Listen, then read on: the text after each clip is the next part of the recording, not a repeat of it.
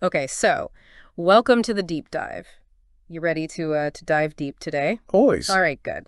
So today we are going to be diving into a let's call it unconventional world.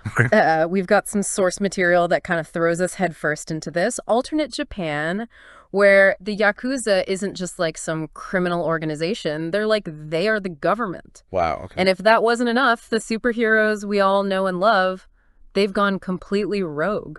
Oh, no. And there's mystical floating islands. That sounds pretty chaotic. Yeah, those are a thing too. It's a lot. Yeah, the sheer audacity of this blend of Yakuza power struggles with like beings of immense power and what seem to be mythical elements all existing in this like singular chaotic setting. Yeah. It really kind of makes you rethink any assumptions you might have about how a society functions. Or doesn't. Yeah, or doesn't. Exactly right. So we've got a script excerpt that serves as our window into this this wild reality. And our mission today is to really like wrap our heads around the core elements of this wonderfully bizarre place. I like it. I want you to walk away with a clear picture of the major players and the central conflicts without feeling like you've just gone 10 rounds with a super speedster. Yeah. More on that particular headache later. Okay.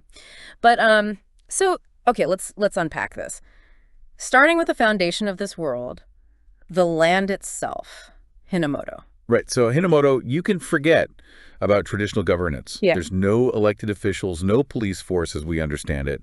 Instead, the Yakuza families, they're the ruling powers. Right. It's like a constant state of flux, a perpetual struggle between these families as they relentlessly compete for territory and ultimate influence. Yeah. Yeah. It's a power vacuum that's constantly being filled and then violently emptied. Yeah.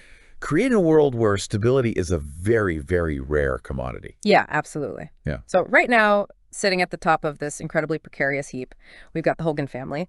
Our source material paints them as like the dominant force controlling the lion's share of Japan, with just this level of ruthless efficiency that, and I love this, it says they make The Sopranos look like a high school play. Oh, wow. It gives you a sense of the stakes, right? Sure. These aren't your charming, slightly inept mobsters, you know, this is serious business. Yeah, what's interesting is this sudden shakeup in this established order. Yeah. The head of the Hagen family, Dio, is abruptly removed from the scene. Yeah. And this creates a significant power vacuum. And suddenly, territories that were held in line purely through fear are now vulnerable. Wow. Up for grabs. But the implication is that it's a more traditional, perhaps more honorable set of principles within this Yakuza-dominated world. Yeah, yeah.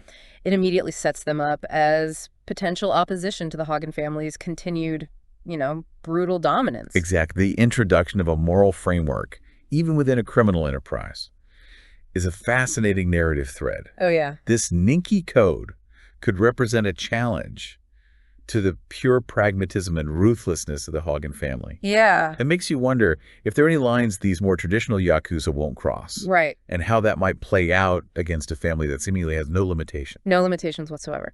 Okay, so we've got the Yakuza landscape kind of established. Okay. Now brace yourself, because here's where things take a truly unexpected turn in this the Justice League. While they're not exactly paragons of virtue anymore, they've become a Yakuza gang. What? Yeah. Let that idea just sit with you for a moment. Wow. That's, that's huge. It's big. These iconic figures of heroism, reimagined as agents of organized crime. The implications are staggering. What does it say about the nature of power? About the potential for even the most virtuous to be corrupted? It really flips the traditional superhero narrative on its head. Oh, yeah, absolutely. And leading this corrupted charge, at least on the side of the Hagen family, is Superman, or in this world, he's known as Kuraraki, the Man of Steel. The Man of Steel. He's not saving the innocent, he's enforcing the Hagen family's will. Oh, my. You can only imagine the kind of overwhelming force he brings to a Yakuza power struggle. I can't even imagine. It completely redefines what a turf war looks like. Yeah, precisely. The sheer power differential he introduces into this Yakuza context is immense. It's not just about who has more guns or more territory anymore. Yeah. It's about who has a being capable of well-being. Yeah. Superman. Yeah. On their payroll. On their payroll. And then, of course, there's the Flash. Yes. The Flash, or Body the Fleetfoot, as he's called here. Yeah. The source material really emphasizes his incredible speed, describing him as moving faster than sound itself. Okay. But it doesn't stop there. Apparently his speed has evolved to the point where He can spin a tornado through space-time itself. A tornado through space-time. Now, what that exactly means is a bit of a head-scratcher. Yeah. But it suggests his powers have gone far beyond just running really fast. It does. It applies a level of power that borders on, like, manipulating the fundamental fabric of reality. Right. What was once a matter of incredible velocity now seems to involve the bending of space and time. Yeah. It raises some serious questions about the stability of this world. If someone can just whip up a space-time tornado, Right. what are the limits of their power? What are the potential consequences of its misuse? Right. It's certainly more than just a super speed party trick now. Right. It's like his powers went from being a cool, albeit impressive ability to a full-on reality-altering force of nature. Right. All in service of the Hagen family. So we've got super-powered Yakuza running around, which feels like enough chaos for one world. Yeah, I would think so. But hold on, because there's more. Oh, there's more. Yeah. Because into this already volatile mix, we have the completely unexpected arrival of Harley Quinn. Yeah, Harley Quinn just shows up. Okay. And what's so intriguing here is the almost casual way she enters this extraordinary situation. Yeah. She simply shows up in Japan, apparently drawn by a rather conspicuous sight of a giant floating island. Of course. It's as if she's just stumbled into the most bizarre travel brochure ever. Right. You know? No big deal. Giant landmass floating in the sky. Just another Tuesday. Yeah, just another Tuesday afternoon. And the real kicker is she apparently wants to make it crystal clear that she's not with the Joker. Oh, really? Yeah, our source has her saying, and I can almost hear the eye roll, hey, I'm not with the Joker. Okay, I don't even know where that guy is. Uh-huh. You can just picture the collective sigh emanating from Gotham PD, Right. wherever they are in this reality. Yeah, it does raise the question of her motivations. Is this genuine independence from the Joker? Mm-hmm. Or is it a calculated move in a new and chaotic environment? Her seemingly carefree attitude in the face of such extraordinary circumstances is also very telling of her character. Yeah. A certain adaptability to chaos, perhaps even a preference for it. Could she become a complete wild card in this already unpredictable landscape? Gotham PD can barely keep tabs on her and Mr. J on a good day. Right. Let alone in a completely different dimension dealing with Yakuza and rogue superheroes.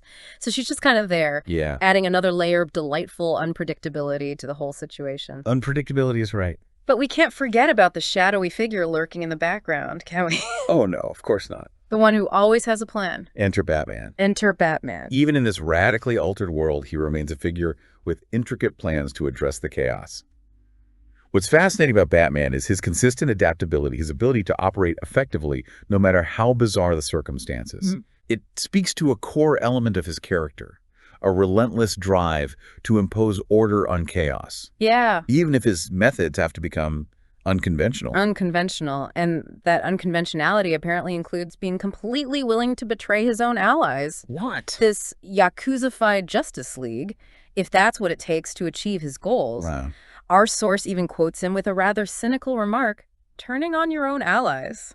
That's so you. Oh my gosh. It sounds like even in this incredibly strange reality, Batman's got a healthy dose of suspicion I guess so. for everyone, even his former teammates. Right. It really highlights his core commitment to his own vision of what's right. Loyalty seems to take a back seat to his perceived necessity for control. It makes you wonder what exactly his ultimate goal is in this scenario. Yeah. Is he trying to restore some semblance of justice, or is he aiming for something else entirely?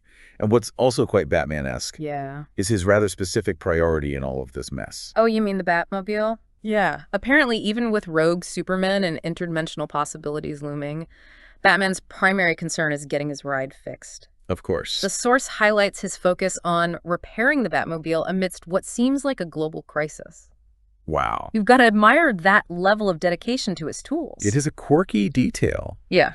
but it underscores his reliance on his technology and his preparedness. Yeah. Perhaps in a world where godlike beings and reality-bending speedsters exist, Yeah. the tangible reliability of his Batmobile offers a sense of control. Maybe. Now let's shift our focus to this mysterious floating island Yeah. that seems to be at the center of so much of this, well, everything. Right, Matsukuni. this land in the sky. The source doesn't really pin down exactly what it is. Is it some kind of extraterrestrial resort? A rip in the fabric of space and time? Some kind of mystical realm? Your guess is honestly as good as ours. Right. But what we do know is that the Hagen family has set their sights on it. And knowing them, it's not for a weekend getaway. Their ambition seems limitless. Not content with dominating a significant portion of Japan, they're now aiming for what seems to be interdimensional conquest. And their method of invasion is particularly audacious, utilizing the Flash's incredible speed to literally break through the space-time barrier and gain access to Matsuki. It's a brute force approach on a cosmic scale. Talk about an express route to another dimension. Right. It's not just about exploration. The Hagen family wants to take over Matsukuni. Take it over. It seems that ruling one world, even with a corrupted Superman on your side, just isn't enough for them. Not even close. But standing in their way, potentially, as the protectors of this floating island, are more traditional Yakuza, the Amazon family? Right. This sets up a fascinating clash of ideologies and power levels.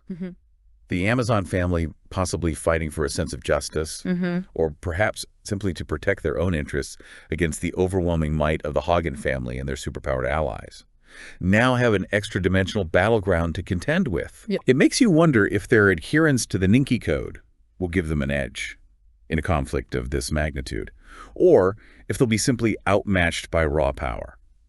So we're hurtling towards a major showdown. It seems so. You've got the Hagen family rolling deep with Kuraki the Man of Steel and Body the Fleetfoot, a truly terrifying duo.